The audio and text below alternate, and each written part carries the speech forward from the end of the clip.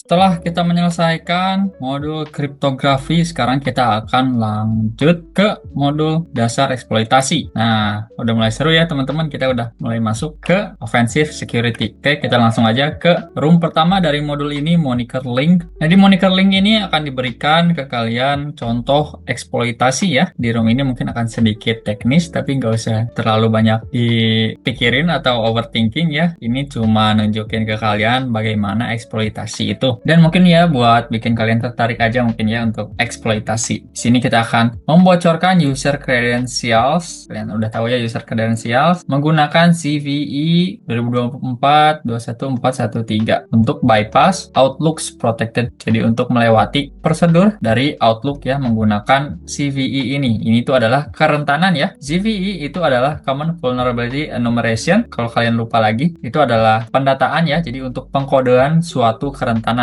Oke, kita mulai aja ke tugas pertama. Pada tahun 2024, di bulan Februari tanggal 13, itu Microsoft mengumumkan adanya Microsoft Outlook RCE atau Remote Code Execution ya, dan Credential Leak Vulnerability, kerentanan kebocoran kredensial yang diberikan kode oleh CVE adalah CVE 2024 tadi ya, sekian, dan disebut dengan moniker link. Dan yang menemukan kerentanan ini adalah Hai-Wei Lee, itu adalah researcher ya, untungnya ditemukan oleh researcher. Vulnerability ini melewati sistem keamanan Outlook. Kalian tahu ya Outlook untuk email gitu ya, untuk program manajemen email. Jadi si penyerang itu bisa abuse dari kerentanan ini dengan mengirimkan email yang memuat malicious moniker link gitu. Jadi di dalam emailnya ada link yang jahat ya. Dan ketika link ini diklik, user akan mengirimkan NTLM credentials. Seperti yang kemarin kita sudah pelajari, apa itu NTLM, anti-hash ya. Itu untuk kredensialnya si hash yang mungkin aja bisa nanti di crack ya sama si penyerang. Nah, ini adalah detailnya dari kerentanan tersebut. Ini adalah CVSS ya, kalau kalian ingat CVSS adalah Common Vulnerability Scoring System. Ini ada Common Vulnerability Scoring System. Oh, ini ada penjelasannya juga ya, bagus di Trahacme. Oke.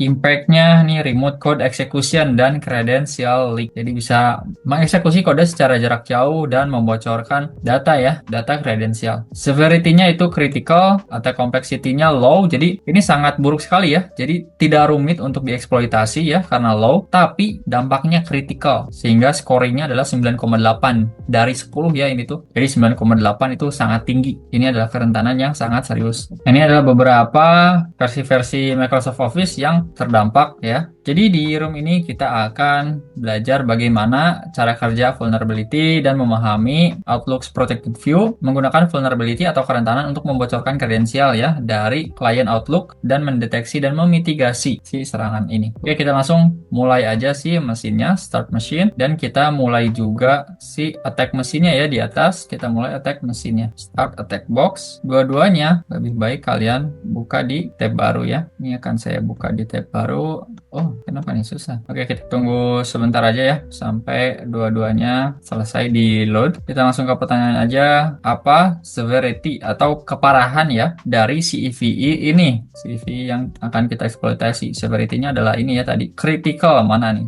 Critical. Skornya sangat tinggi yaitu 9,8 dari 10. Jadi ini sangat penting ya kerentanannya untuk kita tangani. Oke, kita submit dan berhasil. Kita coba lagi show split view, apakah mesinnya sudah terload? Aduh, kenapa tidak mau ya? Nah, kita buka di tab-tab baru aja. Oke, ini adalah mesin-mesinnya. Kita exit split view. Oke, lebih kelihatan jelas ya materi dari kita. Selanjutnya di tugas kedua, moniker link atau CVE 2024 sekian. Ini adalah penjelasan singkat dari si kerentanannya. Jadi memang di email juga kita bisa memuat link untuk mengaktifkan ya suatu aplikasi eksternal. Tapi biasanya Outlook itu akan memunculkan prompt keamanan ketika si external application ini tertrigger ya. Nah, ini adalah si contoh peringatannya. Harusnya seperti ini. Ini adalah hasil dari Outlook's protected view. Jadi protected view ini membuka email yang memuat attachment, hyperlink, dan sebagainya itu dalam read only mode. Jadi memblok hal-hal seperti macros dan sebagainya ya. Dengan menggunakan ini nih,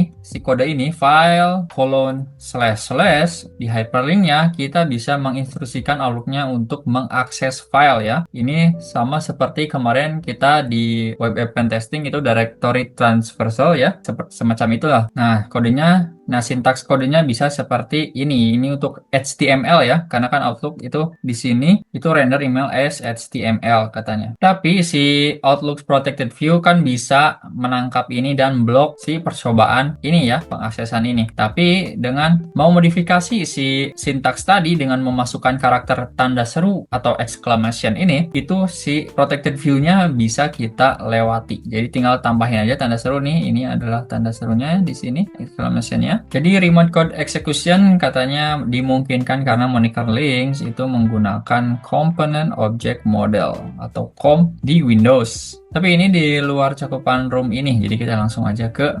pertanyaannya. Tipe moniker link apa yang kita gunakan di hyperlink? Ini ya, si ini file colon slash slash. Jadi di sini adalah file ya, kita untuk mengakses file yang ada di komputer atau mesin target kita. Apa spesial karakter yang digunakan untuk melewati Outlook's Protected View? Itu adalah tadi ya, yang ini, si exclamation submit. Oke, kita ke tugas ketiga, eksploitasi ini. Kita akan mencoba untuk mengeksploitasi si kerentanan ini. Ini adalah kode eksploitasinya ya, yang untuk dieksekusi oleh kita secara remote, dan kita nantinya akan mendapatkan net ntlm v2 hash. Ini adalah tujuannya ya. Ini adalah kodenya, tapi kita tentu perlu memodifikasinya ya nanti untuk menyesuaikan dengan target mesin kita dan mesin kita. Nah, yang pertama itu kita akan mengambil attacker dan victim email. Biasanya kita harus menggunakan SMTP servernya kita, tapi ini sudah disediakan katanya untuk room ini. Nah, ya, untuk si password si email kita untuk attacker itu adalah ini ya, attacker. Ini emailnya, ini adalah passwordnya attacker. Nah, kita akan memasukkan ya contents emailnya, yaitu adalah moniker linknya kita nanti HTML hyperlinknya, dan kita masukkan subject from to di emailnya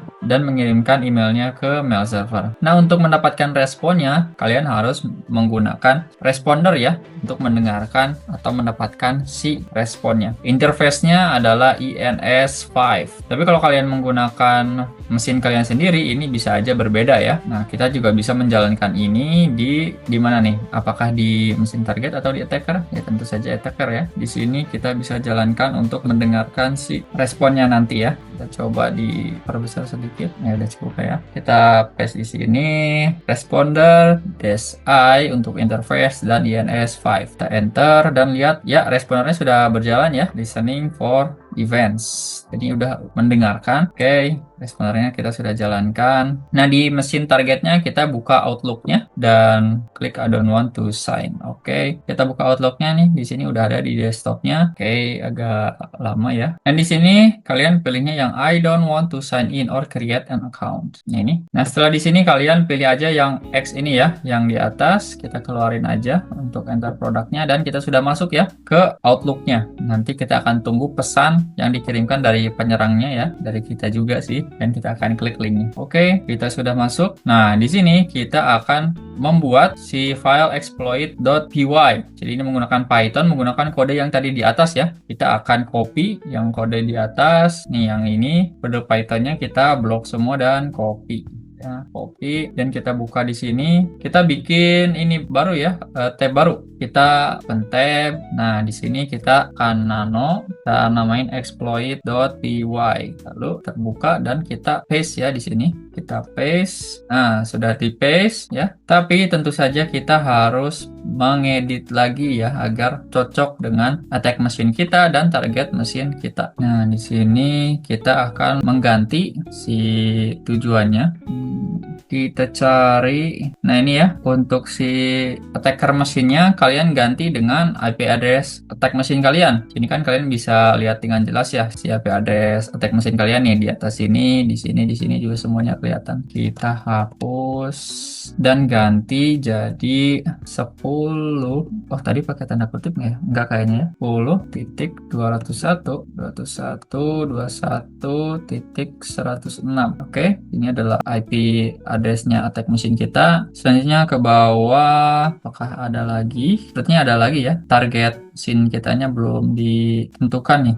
Oh, gimana? Nggak kelihatan. Apakah terlewat? Oh, ini ya. Jadi diganti yang mail servernya. Diganti sama si IP address ini. Ini tuh IP address si mesin kita kayaknya ya, si target mesinnya. Jadi yang mail server tadi, kirain bakalan ada, ya yang ini nih. Jadi ini kita ganti. Jangan lupa si tanda kutipnya jangan dihapus ya, karena ini perlu kita butuhkan. Kita paste. Oke, ini adalah IP address-nya. Lalu kita Ctrl X untuk exit, yes aja. Oke, kita selesai exploit.py-nya dan kita akan jalankan ya. Kita akan jalankan Python 3 seperti biasa, exploit tab aja .py. Email passwordnya adalah attacker ya, attacker. Email delivered. Oke, kita sudah mengirim emailnya. Kita coba lihat di sini. Oh, kita harus reconnect dulu. Oke. Nah, sudah ada email nih dari Symantec attacker@monikerlink.tsm. Kita coba klik si linknya dan kita coba lihat di sini apakah sudah ditangkap. Belum ya? Kenapa nih? Apakah sudah kita klik? Oh, ternyata masih loading ya. Kita tunggu aja. Oke, kita sudah klik si linknya. Kalau misalkan kita lihat di sini nih, kita sudah tangkap ya si NTLM-nya. Tuh, kita sudah tangkap si hash-nya dan berhasil, kawan-kawan. Oke, itu ya. Jadi untuk eksploitasinya tadi kita sudah kirim link dengan menggunakan email ya, dengan mengeksekusi Python tadi untuk otomatisasi pengiriman email dan linknya. Lalu sudah diklik juga oleh si victimnya atau targetnya ya, dan kita sudah dapatkan si file target kita. Oke, seperti itu ya untuk eksploitasinya. Nah, ini kita sudah dapatkan. Apa nama aplikasi yang kita gunakan di attack box untuk menangkap hash pengguna? Itu adalah tadi responder ya, yang kita gunakan di sini nih. Yang menangkap ini adalah si respondernya nih di atas sini. Nah, responder. Oke, responder tipe hash apa yang ditangkap ketika hyperlink dari emailnya itu diklik ini ya, net ntlm v2. Sini juga bisa kelihatan ya, ntlm v2. Kita copy, paste, dan submit. Oke, kita berhasil. Selanjutnya tugas keempat. Nah, ini adalah peraturan Yara yang dibuat oleh Florian Roth untuk mendeteksi email yang mengandung ini, kode ini, file, colon, backslash, dan sebagainya ya. Nah, ini kayaknya menggunakan regular expression di sini. Nah, kita lihat. Jadi kalau misalkan ada yang mengandung ini, file, terus ada tanda miring, dan sebagainya ya. Seperti yang kita gunakan di log parsing di Python ya ini. Dan juga ini untuk si format file-filenya, kalau misalkan ada di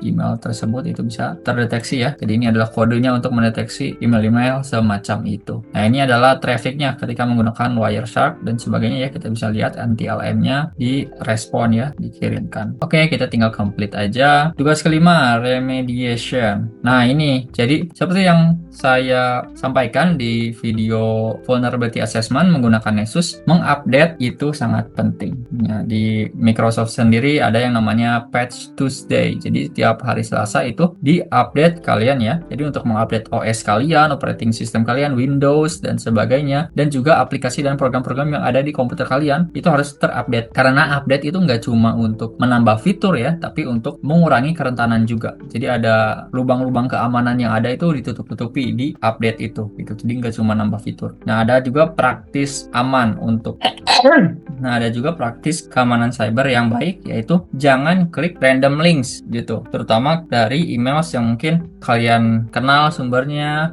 atau mencurigakan gitu. Yang kedua, harus preview link dulu sebelum diklik. Yang ketiga, forward suspicious email ke respective departemen dan responsible for security. Jadi kalau misalkan ada pekerja yang menerima email yang mencurigakan, harus di forward ke bagian cyber security atau IT, berarti ke kita ya. Jadi kita harus bisa preview linksnya apakah aman atau tidak, kita harus tahu seperti itu. Ini juga sebenarnya bisa diblok di firewall level, jadi nggak sampai masuk ke mesin kita ya. Jadi di firewall juga sebenarnya bisa langsung di blok. Oke, kita complete. Oke, ini ada 5 ya. Kita lanjut ke tugas ke-6, yaitu kesimpulan. Selamat teman-teman, jadi kalian sudah berhasil melakukan eksploitasi ya. Ini mungkin eksploitasi pertama kalian. Ini kompleksitasnya seperti yang tadi dijelaskan ya di tabelnya tentang CVSS. Kompleksitasnya rendah ini ya, jadi tidak terlalu kompleks, tapi apa yang didapatkan itu sangat signifikan ya, kredensial. Jadi ini adalah kerentanan yang sangat penting ya, yang kompleksitasnya rendah tapi si dampaknya besar. Dan saya himbau kembali untuk tetap mengupdate OS kalian dan juga semua aplikasi kalian, terutama kalau misalkan Windows security-nya dan sebagainya ya, aplikasi-aplikasi yang gunakan untuk keamanan. Oke, teman-teman, kita tinggal komplit aja dan kalian berhasil melakukan eksploitasi pertama kalian. Selamat dan kalian menyelesaikan room ini. Jangan lupa di-subscribe dulu dan kirimkan ke teman-teman kalian yang juga mungkin lagi belajar tentang IT atau cyber security secara khususnya. Kita akan bertemu lagi di room selanjutnya yang masih membahas tentang eksploitasi ya. Kita sudah masuk ke offensive security, jadi bakalan seru teman-teman ke depannya. Oke, sampai jumpa di video selanjutnya.